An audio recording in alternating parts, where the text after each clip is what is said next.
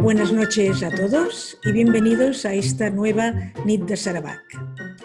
Sarawak, Exploracions y Geografía, es una entidad catalana que agrupa personas que pertenecen a clubs, grupos y entidades diversas y que comparten el interés por las ciencias de la Tierra y la exploración geográfica. Sarawak fue la impulsora, el 2018, de la creación de l'ICEC, l'Institut Català d'Espeleologia y Ciències del Cards. Desde su creación en el 2010, Sarawak ha venido organizando las ya famosas Nits de Sarawak, unas tertulias sobre temas monográficos presentados por especialistas en las diversas disciplinas. Actualmente, por la situación que vivimos, las Nits de Sarawak se organizan a través de videoconferencia. Durante este periodo nos han acompañado personalidades de prestigio, científicos, profesores, doctores en diversas universidades del país, que nos han expuesto temas de gran interés. Hoy tenemos el placer de contar con uno de ellos, Carlos Benedetto, presidente de la Federación Argentina de Espeleología, que nos hablará de los tubos de lava de la Payunia y Malargüe, en la Patagonia Argentina, y de un importante hallazgo troglobio. Muchas gracias y bienvenidos todos. Cada vez se ven más caras, ¿eh? Y Josep Meléndez es el presidente del Casal de Catalunya. Què tal? Hola, com va tot? Tot va Com esteu? fantàsticament bé. Molt bé. Aquí estem tots bé a Buenos Aires. Sí. Cuando me digas, empezamos. Cuando quieras, perdón. Bien. La importancia de Payunia no es por una razón, sino por dos razones. A la predominancia de erupciones volcánicas del tipo Paoeoe, no esas erupciones volcánicas explosivas, y a la extensión de lo que sería el río de lava más extenso del mundo, que todavía no está espeleológicamente explorado. A Montserrat algunas publicaciones que son claves, hay mucho, pero lo esencial se lo he mandado para que la cuelgue de la web también. Y ese es uno. Y lo otro es que el reciente descubrimiento de fauna endémica, que es es nuevo en Sudamérica por lo menos, que se haya encontrado fauna troglobia en una cueva de basalto. Y es la primera vez que se encuentra fauna troglobia en la provincia de Mendoza, y en cuevas de basalto, ya lo dije, en Sudamérica. Y además es una familia nueva de arácnidos. Son dos los temas que vamos a tratar de ver. Va a estar un poco desordenado, porque yo prefiero apostar más al intercambio, las preguntas y respuestas, incluso que tuviera posibilidad de intervenir algunos compañeros de la FADE o colaboradores de la FADE presentes. Ahí está mi correo electrónico, el WhatsApp, por si quieren establecer contacto directo. Entonces puedo mandar más trabajo, más papers que hay sobre todos estos temas. Bueno, lo primero que hacemos es ubicarnos en el lugar, en el espacio. Ustedes ahí identifican la Argentina. En ese mapa a la derecha se puede ver la cordillera de los Andes.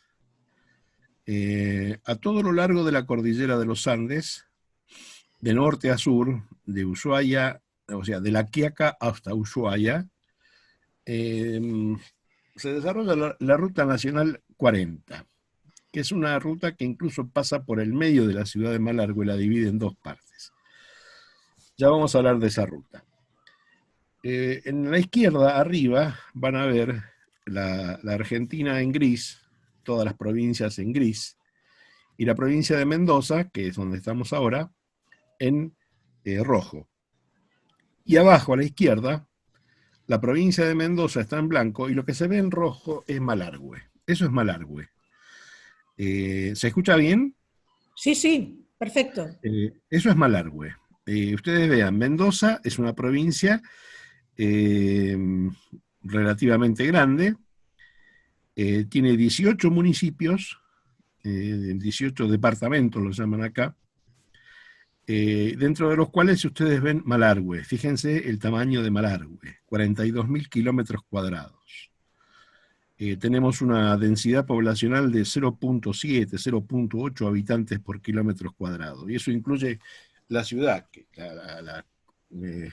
tres cuartas partes de la población está en la ciudad. Bueno, ahí lo ven entonces. Fíjense ustedes, este es otro mapa ya de toda la Patagonia. Esto lo hizo el doctor Zambías, que fue uno de los más grandes volcanólogos que ha tenido el país, que hizo su tesis doctoral en el año 62 sobre los volcanes de la Payunia. Y ahí ven ustedes una flecha de color azul que señala la Payunia, pero también a lo largo del mapa ustedes pueden ver en negro o en gris las distintas zonas volcánicas con los llamados volcanes de retroarco. Ustedes ven unos conos en la cordillera, en la zona cordillerana, esos son volcanes de la cordillera, pero los volcanes de retroarco son lo que a nosotros nos va a interesar ahora, son los volcanes que se han formado por la subducción de las placas del Pacífico por debajo de la placa continental y donde provocaban erupciones volcánicas, no en la cordillera, sino ya entrando en el continente. Ahora lo vamos a ver en el mapa. A ver, esto es... Ven ustedes acá, vean esto, vamos a ver de vuelta. Este mapita, ¿se acuerdan? ¿No? Está el mapa de Mendoza, Payunia, esto que tiene forma de paralelepípedo. Y acá vemos lo mismo, mapa de Mendoza, esta línea negra, toda sinuosa, es la Ruta Nacional 40. Es la ruta que va desde casi Bolivia hasta Ushuaia, más de 5.000 kilómetros de desarrollo, de longitud. Bueno, vean eso. Eso atraviesa la ciudad de Malargüe en dos partes, y lo que nos está indicando es este bosquejo geomorfológico hecho por un geógrafo de apellido Capitanelli en el año 66. Lo que nos está mostrando es cómo hacia la izquierda, o sea, hacia el oeste, tenemos todo paisaje de cordillera. Todo esto es cordillera. Todo ese cuadriculado o ese rayado vertical, lo ven acá, nos está indicando la cordillera. De este lado de la ruta 40, nos está indicando otro paisaje. Esto que ven acá, rayado oblicuo, es Payunia. Estos son volcanes de retroarco.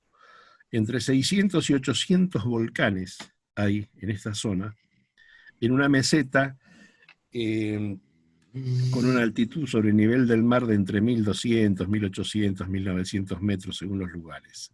Todo esto es una meseta de volcanes, algunos de ellos son gigantes. Fíjense, si nuevamente comparamos con este mapa de la izquierda, la cantidad de espacio que ocupa Payunia respecto del espacio general de Malargüe. O sea, por ejemplo, mi casa, donde estoy yo acá ahora hablando, ya estamos en la zona de Payunia, en la región de Payunia. La ciudad de Malargüe está mitad en Payunia, mitad en las primeras estribaciones de la cordillera, desde el punto de vista geográfico. Van a ver que sobre este bosquejo del año 66, nosotros hace unos 10 años, 15 años, marcamos las primeras cuevas que habíamos empezado a explorar, o las que ya estaban exploradas, y son pocas, relativamente pocas. Apenas hay una cueva, o sea, del lado de la cordillera, ¿se alcanza a ver la flecha Sí, que se sí. mueve? Sí, perfectamente. Del lado de la cordillera tenemos registradas todas cuevas en kársticas, sobre todo en yeso, y la Caverna de las Brujas, que es un área protegida en calcáreo.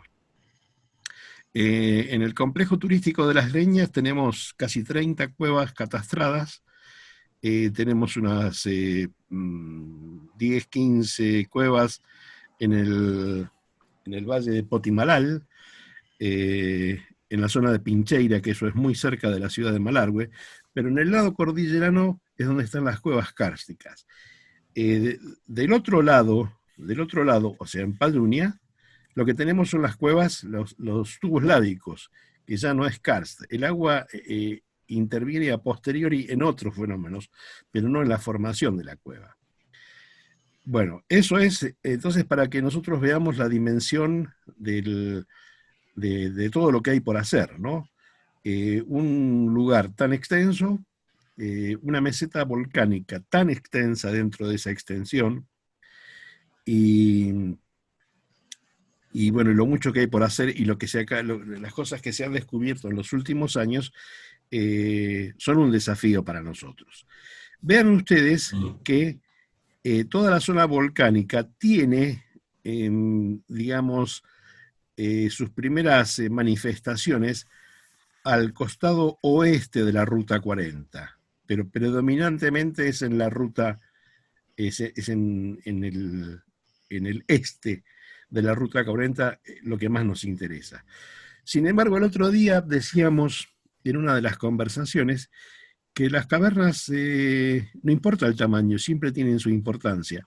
Efectivamente, más o menos aquí donde está ahora la flecha, en un lugar que se llama El Manzano, el doctor Paolo Forti descubrió en una cueva de 10 metros, cueva de basalto de 10 metros, descubrió la más alta variedad de fosfatos endémicos de cuevas. Y es una cueva de 10 metros. Entonces decimos, esto no tiene... Pasábamos por ahí 1000 veces y él dijo, este lugar quiero verlo. Este lugar, bueno, está bien, vamos. Y empezó a tomar muestras. Y el tipo está loco, ¿no? Porque no puede ser... Bueno, resultó ser que era una cueva muy importante desde el punto de vista mineralógico. Entonces, a veces los espeleólogos desechamos esas cuevas, pero para los científicos no hay cuevas importantes o no importantes. Todas lo son. Bueno, nuevamente, ahora, el mismo mapa de recién, pero ahora traducido en, digamos, fotografía satelital, y donde hemos marcado todas las cuevas que teníamos hasta el año 2008. Hasta el año 2008. Fíjense ustedes, esto que ven acá, ¿van siguiendo la línea esta que sigue mi flecha? Sí, sí. Bueno, eso, alguien se pregunta algo ahí, esto ya es la provincia de La Pampa, ¿no? ¿Ven este río que está aquí abajo? Este río, ¿se ve? Sí, sí. Bueno, ese río es el río Colorado, que se alimenta del río Grande y del río Barrancas. Bueno, la provincia de Neuquén. Esto es Neuquén, esto es La Pampa, y esto es la Mendoza que habíamos visto acá. En el extremo norte, en el puesto La Barda, se ha encontrado una pequeña cueva una vez, hemos visto una cueva Agua del León, algunas cuevas que ha estado viendo Billy, que ya vamos a ver sus dimensiones y demás, y otras que hemos visto el año pasado con Tobías, nuestro amigo francés, también sociólogo. Bueno, pero ustedes fíjense exactamente cómo tenemos, por ejemplo, la ciudad de Malargüe acá, la laguna Yancanelo acá.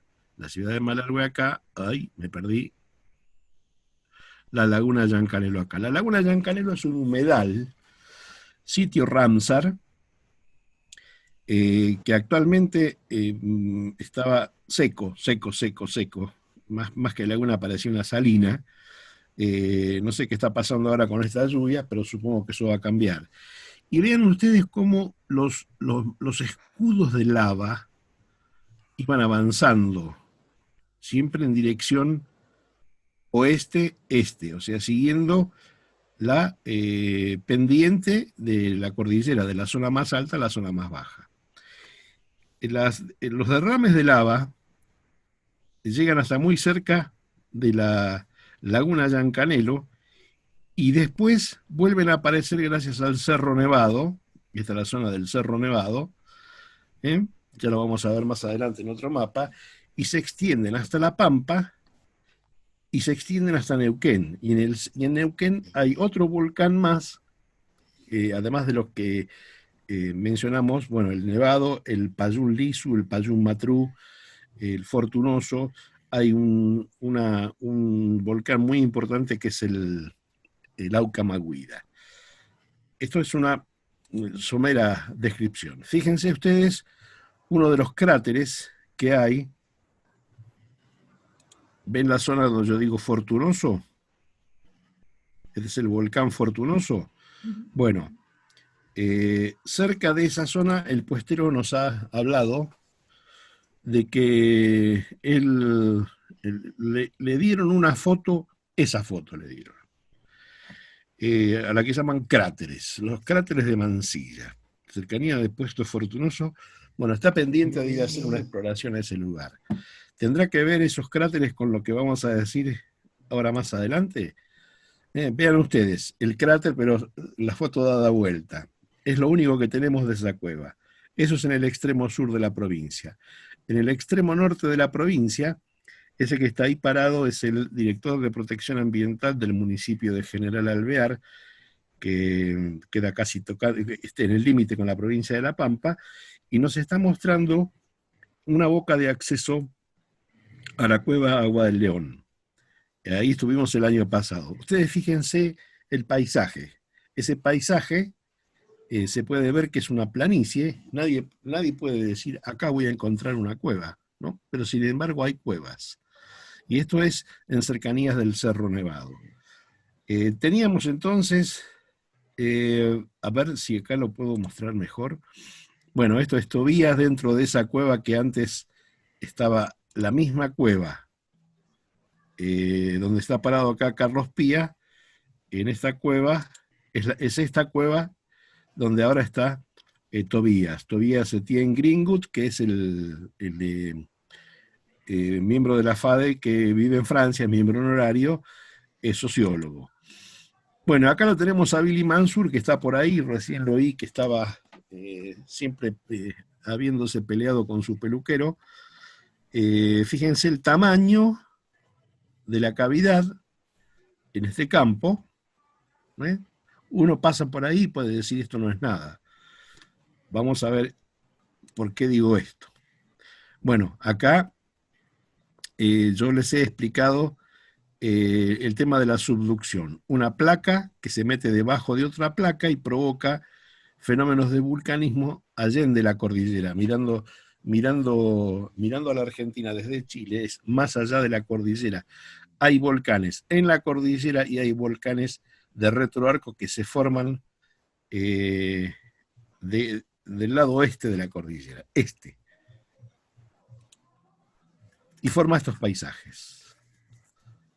Todo esto que ven ustedes es Payunia, son todos volcanes, Estos son, ustedes, por ejemplo, si en este momento estuviéramos en el techo de mi casa y miramos hacia el oeste, bueno, no veríamos nada porque la nieve está el cielo gris, pero veríamos en un día de sol la cordillera nevada hacia el oeste, y hacia el este veríamos paisajes como estos, puros volcanes, todo desde casa. Esta es una foto de un guardaparques en Jorge Fernández, que fue a visitar uno de los volcanes Payún, y esto lo conocen, ¿sabe qué es? ¿Escuchan? Sí, ¿te refieres al animalito? ¿Sí? ¿Qué es ese animalito? No sé, una llama o... Un guanaco, puede ser. Un guanaco. Bueno, aquí en La Payunia hay un emprendimiento apoyado por el Banco Mundial de esquilar guanacos y producir lana de guanaco para fabricar ropa. Tiene mucha demanda en Europa. Respetando la silvestría, o sea que no se los deja en corrales, sino que se los captura por un día, se los mete en corrales, se los esquila y después se los devuelve a la vida silvestre. Es un proyecto bastante interesante. Se los reconoce porque siempre el macho alfa dominante, que es el jefe de la manada, se coloca en el lugar más alto, observando fijo a quien los está mirando, o sea, a nosotros en este caso, para darle tiempo a la manada a que se retire y huya. Son unos animales, son originarios de América del Norte, igual que los camellos. Todos los camélidos se originaron en América del Norte, algunos emigraron por Bering hacia Eurasia y África, y otros emigraron hacia Sudamérica, y se extinguieron en Norteamérica. Aquí en Sudamérica dieron lugar a las llamas, guanacos. Lo que abundan mucho en Patagonia son los guanacos. Y bueno, los que se fueron a Eurasia dieron lugar a los dromedarios, a los camellos, que todos conocemos. Bueno, el volcán de fondo y el guanaco parado sobre esa escombrera de roca basáltica. Todo eso es lava, todo es lava. Aquí vamos al punto importante. El doctor Pascuaré estudió junto al doctor Walter Bertotto de la Universidad de La Pampa y a otros especialistas italianos, Francalanchi, Bistacchi. Estudió lo que sería la más extensa formación de lava Paoe-Oe en el mundo, que nace en el volcán Payún Liso y termina en La Pampa. O sea que son un poco más de 180 kilómetros. Vean ustedes. Vamos a ver otra vez la foto. El volcán Payún Liso, el volcán Payún Matru. Yo después les voy a explicar cada uno. Payún Liso es el volcán más alto, con 3.750 metros sobre el nivel del mar. El Payún Liso es un poco más bajo, 3.600, pero aparte el Payún Liso es el más alto y el Payún Matru es el más bajo. Le dicen liso porque son muy lisas sus laderas. Y presten atención a esta figura que hay en la izquierda. Ahora vamos a ver por qué. Vean ustedes esto. Estamos desordenadamente presentando algunas cosas. Fíjense dónde se encuentra el volcán Payún Matru, Payún Liso. Nosotros diríamos que aquí se encuentra la cueva La Alada y el río de lava Paoe-Oe más extenso que se ha encontrado hasta ahora va desde aquí hasta aquí, pero obviamente que derrama hacia todos lados. Y hay otros volcanes, incluyendo el volcán Nevado en esta zona, que generan esto que ustedes ven acá, estos escudos en donde se han formado túneles dentro de la lava. Por ejemplo, aquí abajo ustedes alcanzan a ver esos volcancitos en esta foto de aquí. Sí, sí. ¿Se alcanza a ver que dice Borne? Borne. A ver, lo voy a agrandar. Bueno, por aquí donde está la flecha, tiene que leerse la palabra Borne. Ahora no la veo. ¿Cómo hago para agrandar la imagen? Arriba, ahí. Ahí. Acá está, ¿ven ahí? Sí. Bueno, Borne. A ver, vuelve a pinchar sobre la imagen. Ahí. Eso es. Ahí. Bueno, ahí es Cueva del Borne. Eh, Vean que esto es muy común de ver, o sea, se ve el volcán, se ven los escudos alrededor y seguramente si uno camina y camina va a encontrar algún agujerito. Acá pasó una vez que estábamos intentando llegar con el vehículo a un lugar donde decían que había una cueva y el dueño del vehículo, cuando estábamos a unos 100 metros, dijo, no anda más, no anda más esto, no anda más esto. Bueno, vamos caminando. No, ustedes vayan que yo me quedo a arreglar el vehículo.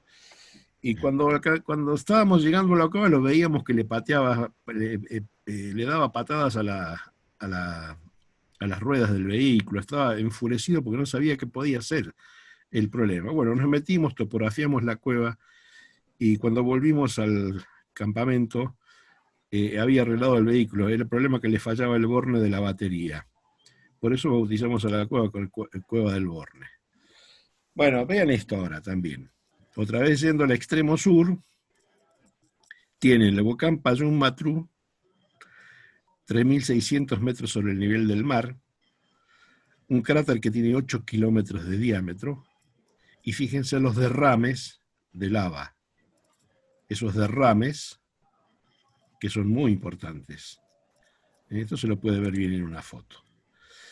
Este es el Payún liso. Algunos le dicen Payén.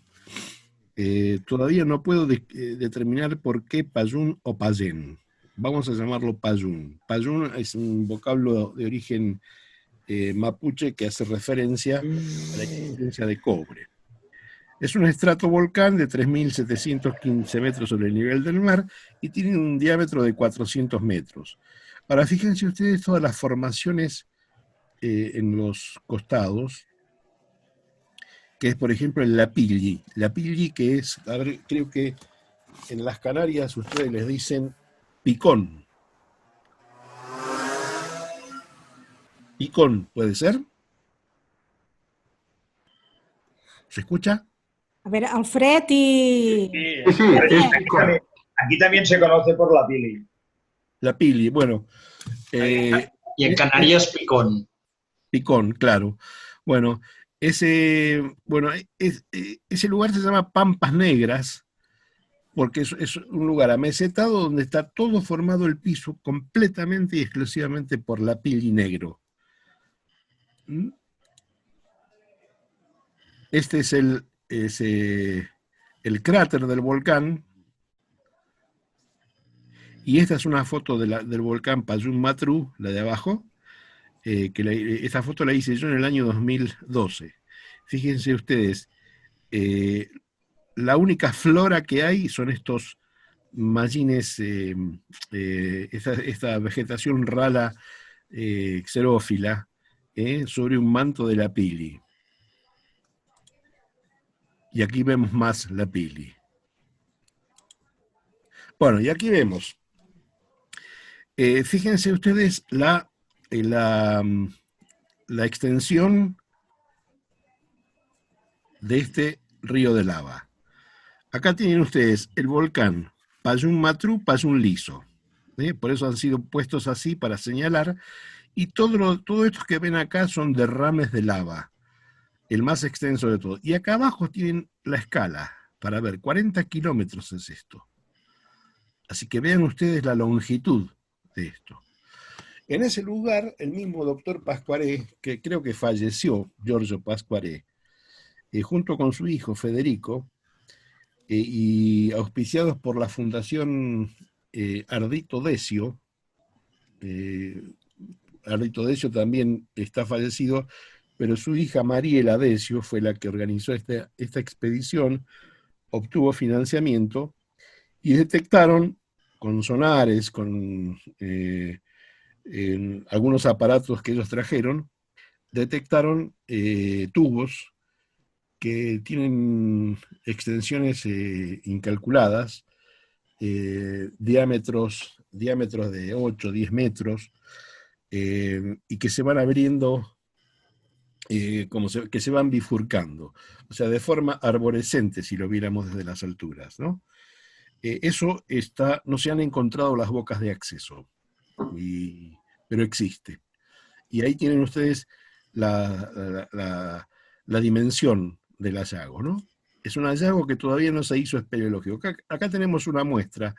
Por ejemplo, este pozo del campamento es un pozo artificial de más o menos 50 metros, que el doctor Pascuare tuvo que auxiliarse con un espeleólogo argentino y después con un espeleólogo italiano para poder bajar e ir tomando muestras de las distintas capas de lava, porque estos son estratovolcanes se llaman.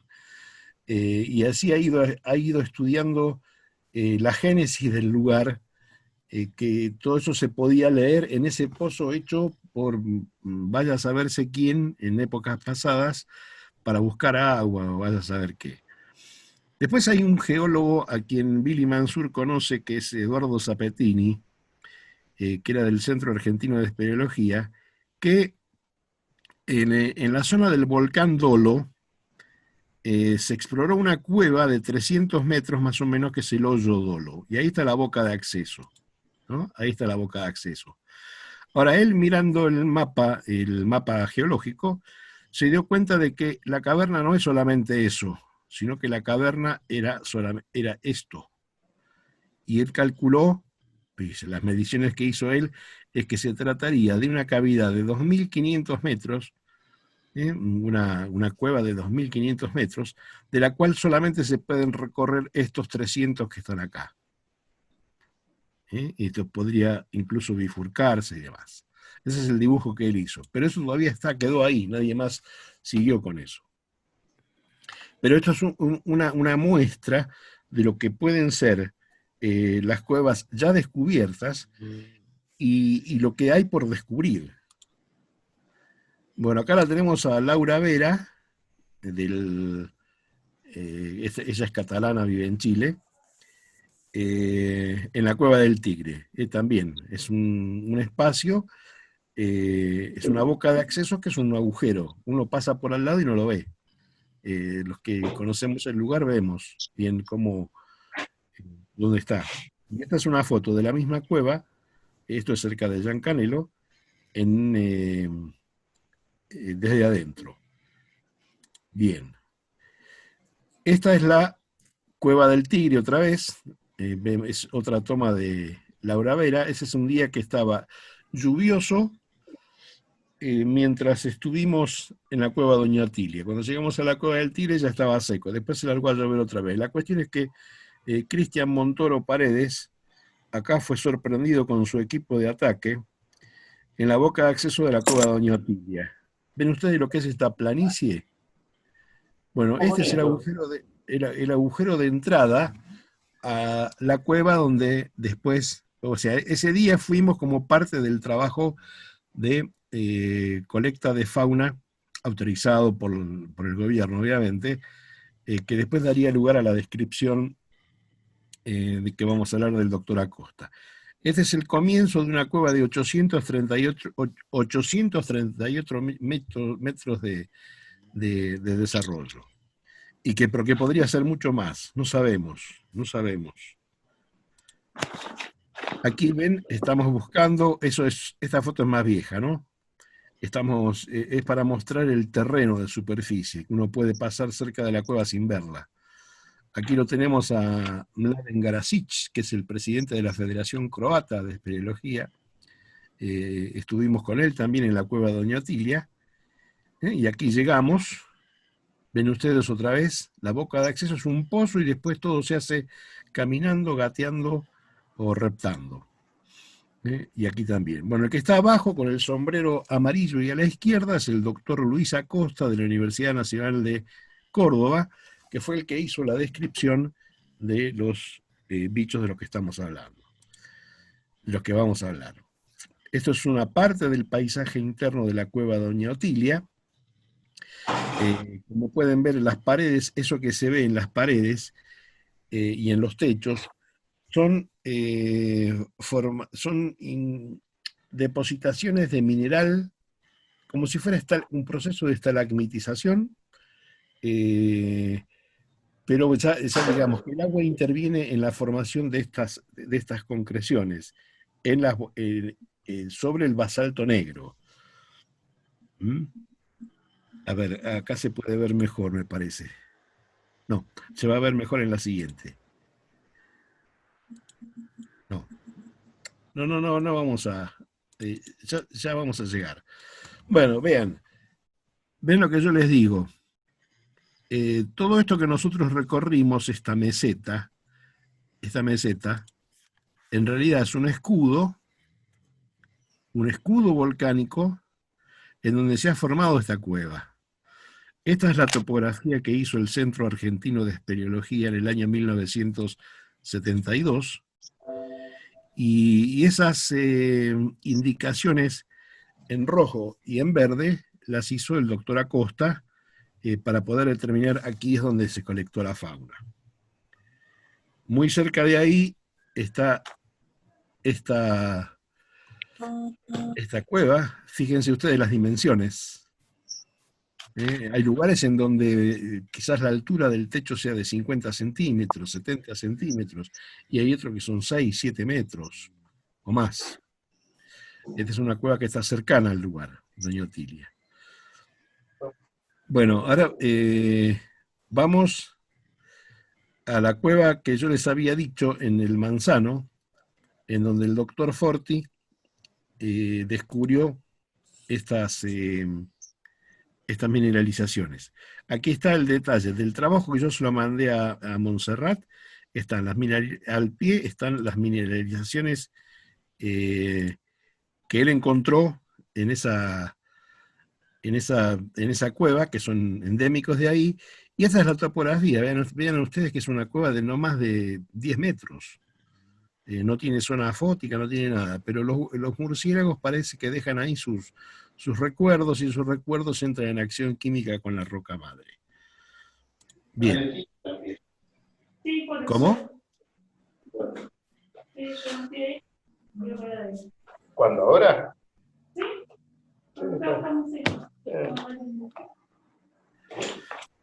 Bueno, entonces, una vez nosotros ya hemos visto así desordenadamente la importancia que tiene Payunia como un lugar desde donde desde los 600 o 700 volcanes que hay en la región se van formando, se ve la formación de estos escudos que están indicando que hay muchos ríos de lava, de erupciones del tipo Paoeoe.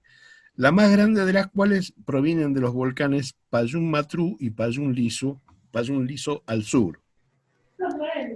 Hay cuevas menores al norte.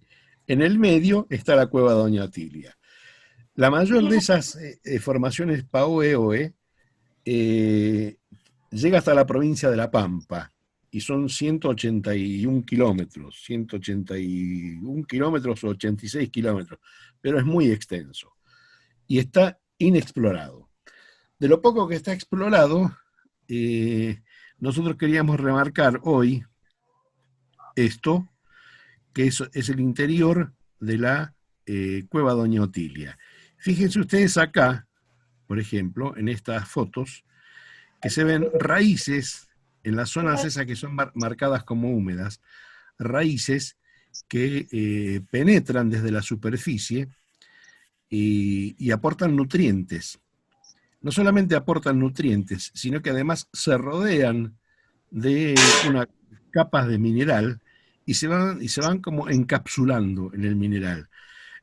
Algo así, ustedes vieron Jurassic Park, la historia del bicho que había quedado atrapado en la gota de ámbar y que después, a partir de ahí, recuperan el ADN de la sangre que ese bicho había picado a un dinosaurio. Bueno, esto sería algo así, como que en el futuro, cuando todo ese mineral se endurezca, las raíces van a quedar atrapadas ahí adentro.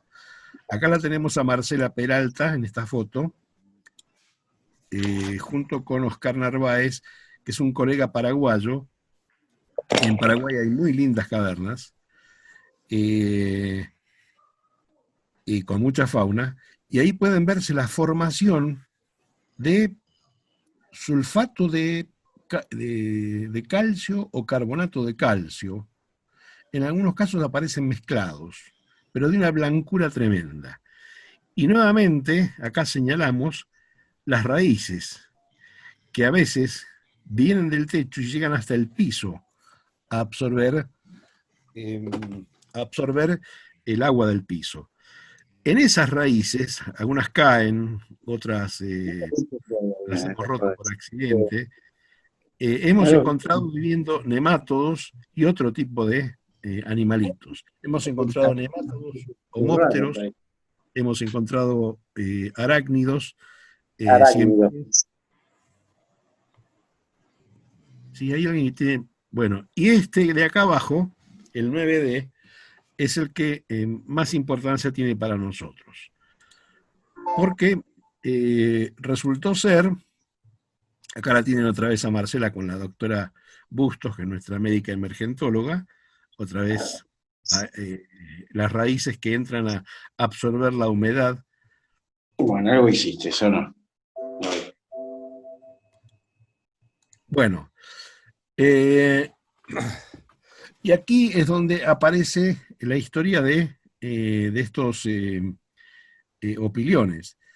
Es una historia que para nosotros tiene un poco de orgullo, digamos, no sé si orgullo nacionalista o cómo llamarlo. La cuestión es que hasta el año 1986 todo el mundo concluía en todos los tratados de bioespeleología de que era imposible encontrar fauna troglobia en la Patagonia. Por la aridez del clima. Imagínense ustedes que nosotros estamos hablando de una cueva húmeda, pero el clima que hay aquí en Malargüe es un clima semiárido. Hay precipitaciones anuales de no más de 300 milímetros por año de agua, es nada. Entonces todo el mundo acostumbrado a que estaban, de que no se podía encontrar al sur de determinado paralelo fauna, y mucho menos en la cordillera árida y mucho menos en la cordillera patagónica árida. En 1986 apareció por accidente, alguien que no sabía dijo, uy, qué lindo, me llevo esto, se llevó lo que sería después el primer opilión troglobio del país, en una cueva de la provincia de Neuquén, en el sistema cavernario de Cuchillo Curá, que fue estudiado por el doctor Mauri y fue el primer troglobio argentino. Es un individuo muy primitivo que nos plantea un desafío, cómo un ser tan primitivo y tan antiguo puede vivir en cuevas que son en cuevas basálticas de basalto que son relativamente jóvenes.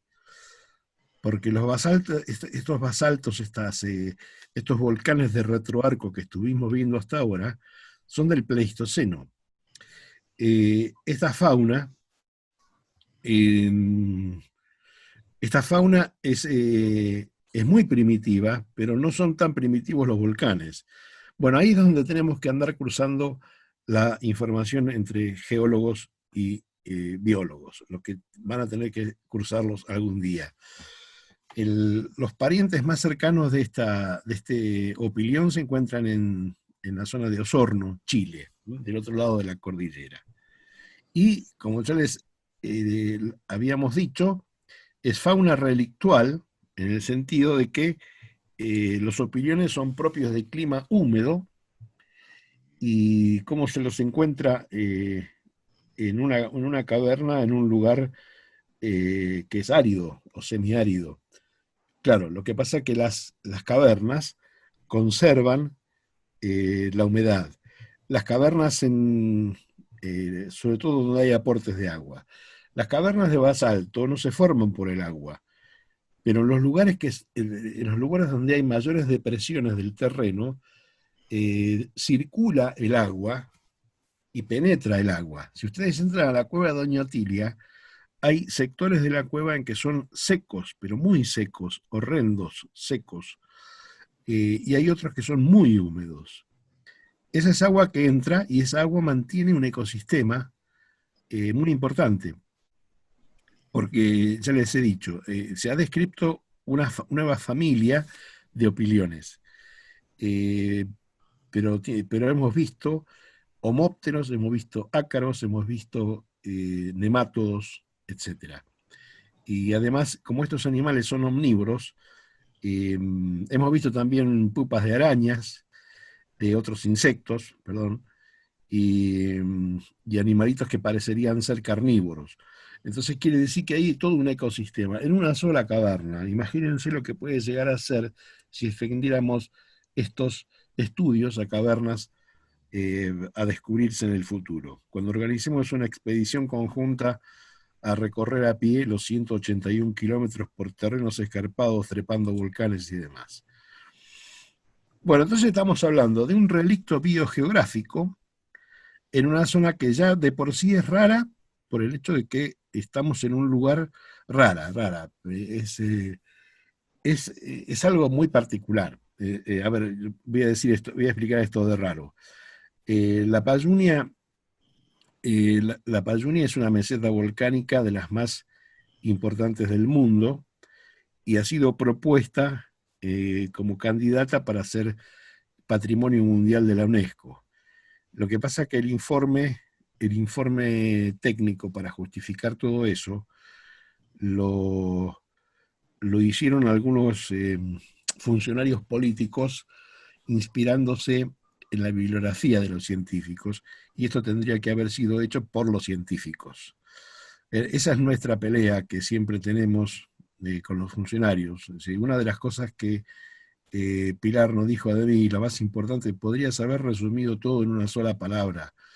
Yo tengo fama de cabrón aquí en Malargüe, de lo cual me enorgullezco, no, pero ¿por qué? Porque digo, zapatero a tus zapatos, los políticos ocúpense de que la gente coma todos los días y que funcione el servicio de salud y educación, pero los temas científicos déjenlo en manos de los científicos.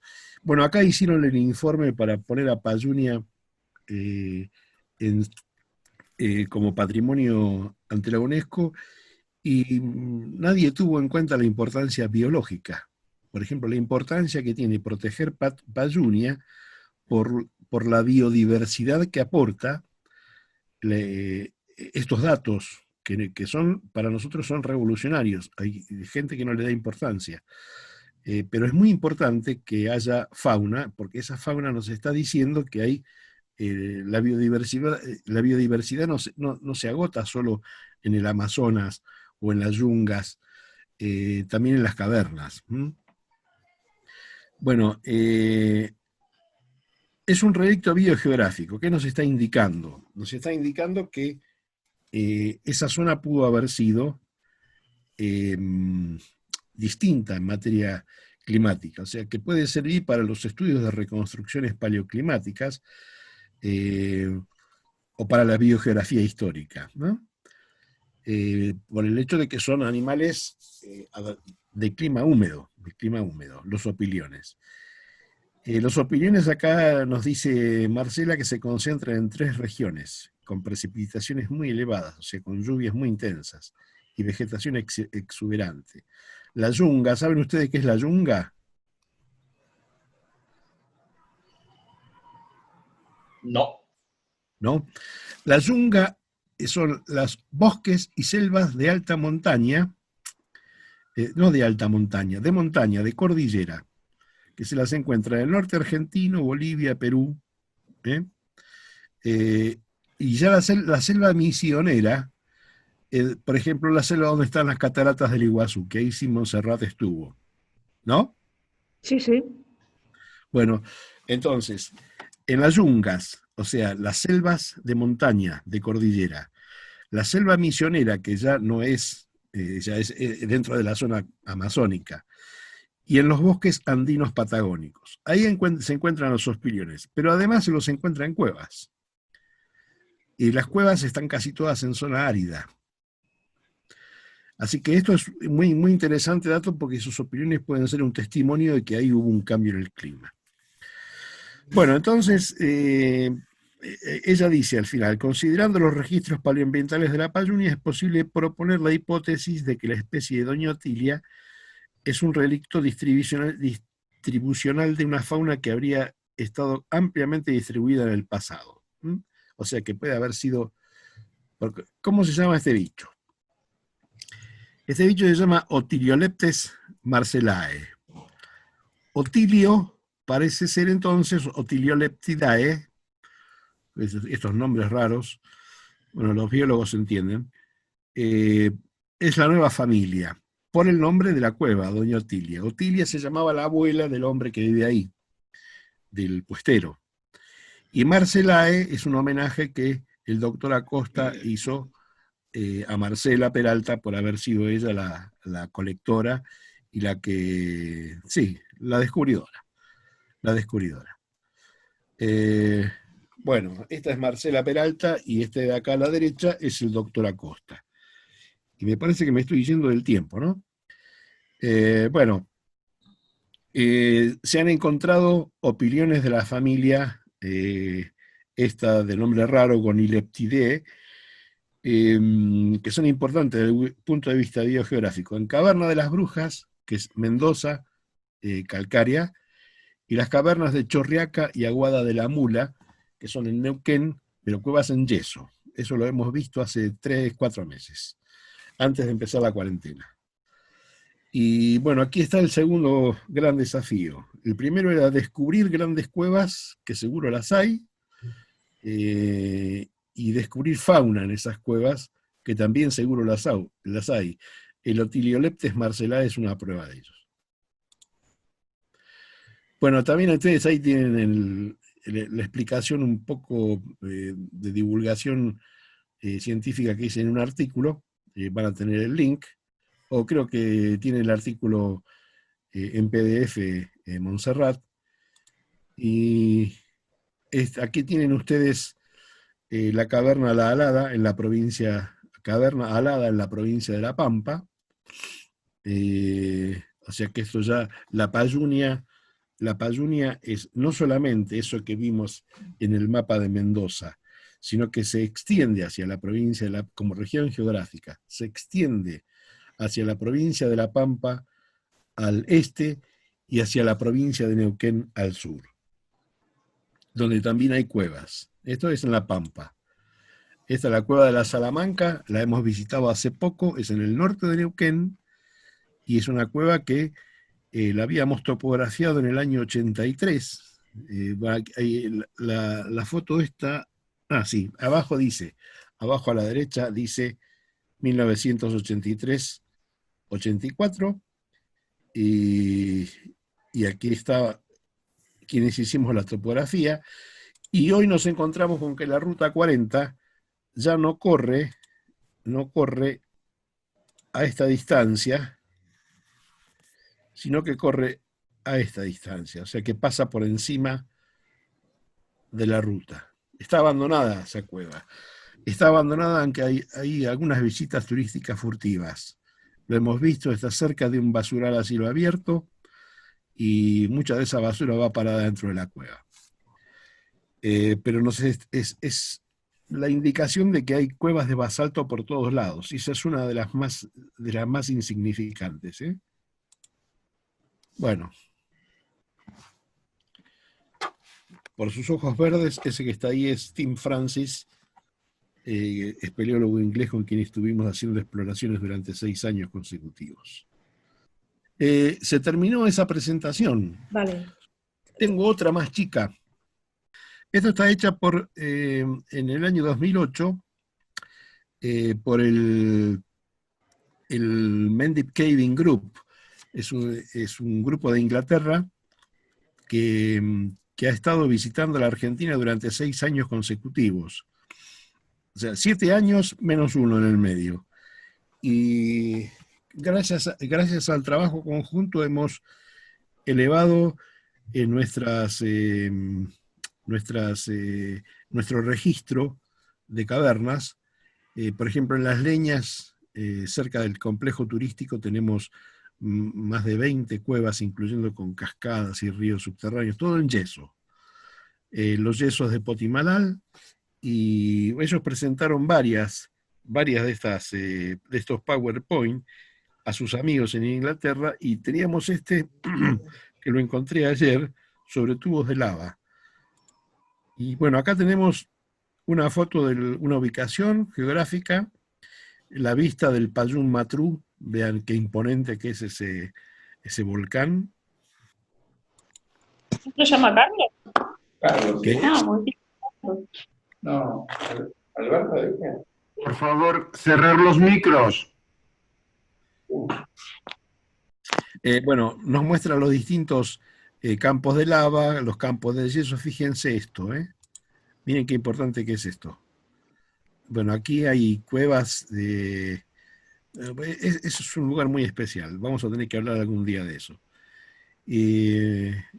Tenemos cuevas, muy pocas cuevas en caliza, a pesar de que hay mucha caliza. O sea que en realidad lo que hay es que intensificar las exploraciones. Y tenemos en lava y tenemos en yeso también. Y bueno, los yesos son del Jurásico. Acá es una foto de ellos de lo que vimos al principio, los volcanes Payún Liso y Payún Matrú. No, Payún Liso y Payún Matrú. Payún Matrú es a la izquierda, la laguna Llancanelo, y por aquí está la ciudad de Malargüe. Fíjense ustedes, ellos tomaron esto para mostrar la cueva del Tigre, la cueva Zagar y la cueva Doña Tilia muy cercanas a Llancanelo y muy lejanas de lo que es la zona de Payún Matrú y Payún Liso. Si nosotros, este es el recorrido que harían no, perdón, esto que está acá es Neuquén, Aucamahuida, acá. Desde acá hasta acá es donde se produce, es donde se ha visto, se ha detectado la existencia de ríos de lava Paoehoe.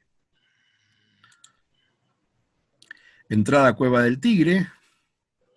Bueno, vos me preguntabas, Montserrat, si mis hijos, este de acá es mi hijo menor, Ariel, y este es Richard Carey del Mendy Kevin Group.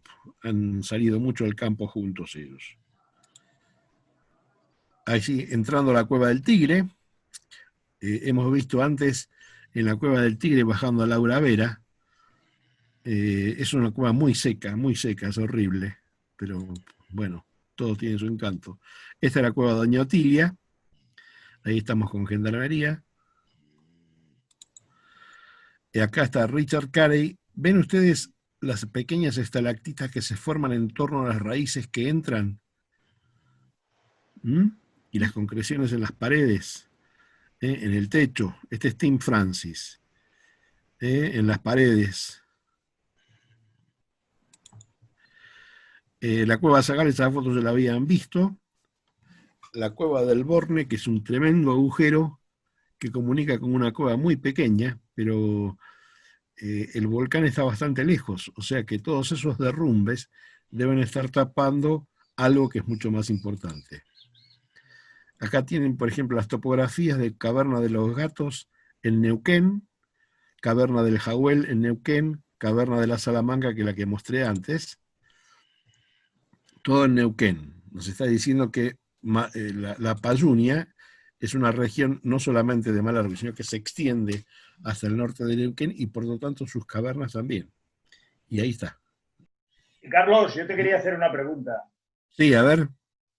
¿Cuál es la mejor época para venir? No esta.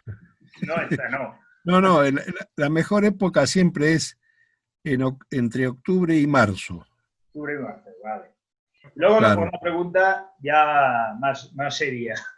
Sí, Has hablado de la colada esta de 180 kilómetros, sí. que si no recuerdo mal está en el norte del Payún Matrú. Por el norte, ¿no? Circula en dirección, Este-oeste. a ver, desde el sur hacia el sureste.